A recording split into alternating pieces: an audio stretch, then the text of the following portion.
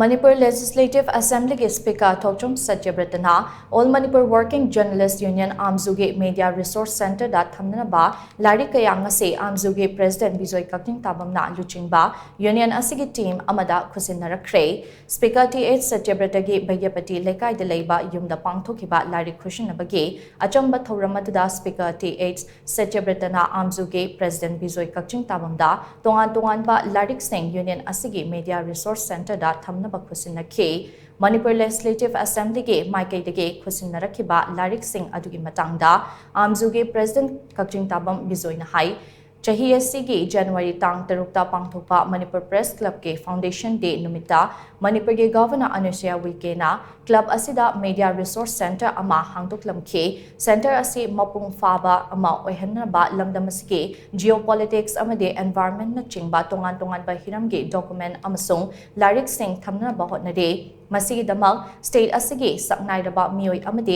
institution singda document amasung Lairik sing mateng pangbinaba haizakhe madugi saruk ama oina ngase Manipur Legislative Assembly ke Speaker na ahanbagi Lairik nipan rom khutshinnarakkhre Awat pa Lairik sing nong manini ke manungda piraklaba yai Media Resource Center ase haujek chalaiba horabasu mapung fabadi oidre Center ase linkhatpagi maru oiba pandamde journalist sing research tongnaba amade idea of Manipur ase mayek sing na khangduna pau iba amasung pongnabane loinana atopa state tagi lakpa journalist sing na Manipur gi maramda apamba document amasung Lairik phanghanna ba hotnabani haina Bijoy Kakchingtabam na makhatana phongdokhe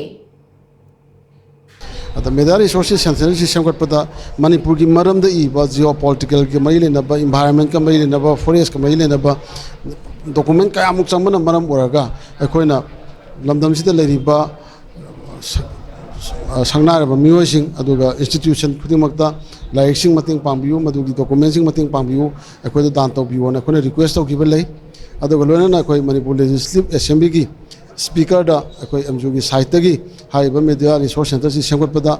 assembly digi library da lariba like sing gi marak dagi akoi da Amwju da khara donate to biu haiba dagi honorable speaker na koi Amwju da Lairik khara si khujang gi wat document ma am adu gi Lairik ma am se kona lona puchal lakpa khangal lakpa mandi Media Resource Center da heng journalism sina la aga research taw jaba aduga idea o Manipur si clear oina heng pau ibada kaida idea o Manipur si akoi khangna pau iraga potu kai no asi thongnanaba de mapandagi journalism langma tamda makoina pamiba documents kai sing like sing koi phanganna honabani ko sangat pa horpada ngairi mapung bhabadi oidri adu koi hosi ngasi speaker na pibe iba like sing puna mana pibi gani na le sama pirakpasi like humfu humtramuni ngasi manga taruk tare nipan mukti pire adu hayeng hangchi phogi manung date awar pasing piragena hare